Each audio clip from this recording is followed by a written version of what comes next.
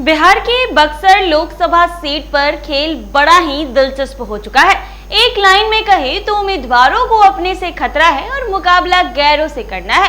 कुल मिलाकर यहाँ की सियासी जंग अब सीधी टक्कर के रास्ते से अलग हटकर बहुकोणीय संघर्ष की राह पर उतर गई है। स्थिति ये है कि बक्सर में पिछले 3 दशक से जीत हार का खेल रचने वाले प्रमुख दल भाजपा और राजद को अपने ही वोट बैंक में सेंधमारी का खतरा दिख रहा है। बक्सर की चुनावी जंग अब 5 उम्मीदवारों के आपसी संघर्ष के साथ परवान चढ़ गया है। 2024 लोकसभा चुनाव में बक्सर से भाजपा के मिथिलेश तिवारी, राजद के सुधाकर सिंह, निर्दलीय चुनाव लड़ रहे आनंद मिश्रा, ददन पहलवान के अलावा अब बसपा उम्मीदवार अनिल कुमार चौधरी भी चुनावी चुनौती देते हुए नजर आ रहे हैं। ब्राह्मण बहुल क्षेत्र बक्सर से भाजपा से रणनीतिकारों ने पूर्व विधायक मिथिलेश तिवारी को उम्मीदवार बनाया है। मिथिलेश तिवारी को उम्मीदवारी मिलने के साथ ही बक्सर लोकसभा से वर्ष 2014 और 2019 में जीत हासिल करने वाले अश्विनी चौबे ने विरोध शुरू कर दिया है।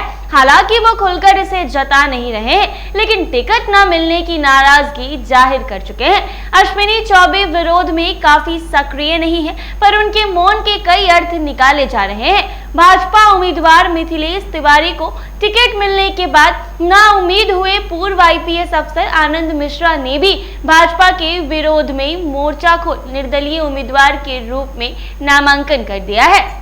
अश्विनी चौबे, आनंद मिश्रा और व्यापक प्रचार अभियान से भाजपा उम्मीदवारों की फिलहाल परेशानी बढ़ गई है। आनंद मिश्रा अपनी प्रचार यात्रा में काफी मुखर है और सोशल साइट पर लोकप्रिय भी है। अब चूंकि भाजपा पर हर उम्मीदवार को मोदी की गारंटी और राम लहर का भरोसा है, तो बक्सर में मिथिलेश तिवारी का भी यही हाल है।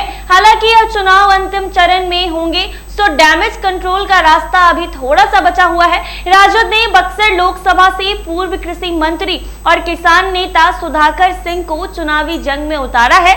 सुधाकर सिंह अपने पिता की विरासत संभालने चुनावी जंग में शामिल हुए हैं। पूर्व मंत्री सुधाकर सिंह राजद के प्रदेश अध्यक्ष जगदानंद सिंह के बेटे हैं। ये वही जगदानंद सिंह हैं जिन्होंने वर्ष 2009 के लोकसभा चुनाव में भाजपा के धाकड़ नेता और कई बार बक्सर से लोकसभा चुनाव जीत चुकी लालमुनि चौबे को परास्त किया था।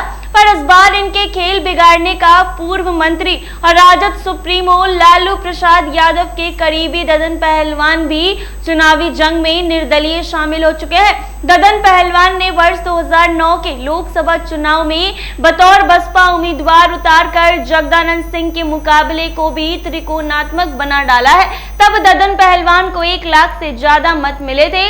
इस बार भी ददन पहलवान बक्सर के चुनावी जंग में उतरकर सुधाकर सिंह के वोट बैंक में ही सेंधमारी करते दिख रहे हैं। अब वो बहुजन समाज पार्टी ने भी बक्सर लोकसभा सीट से चुनावी जंग का ऐलान करके राजद उम्मीदवार सुधाकर सिंह की बेचैनी बढ़ा दी है।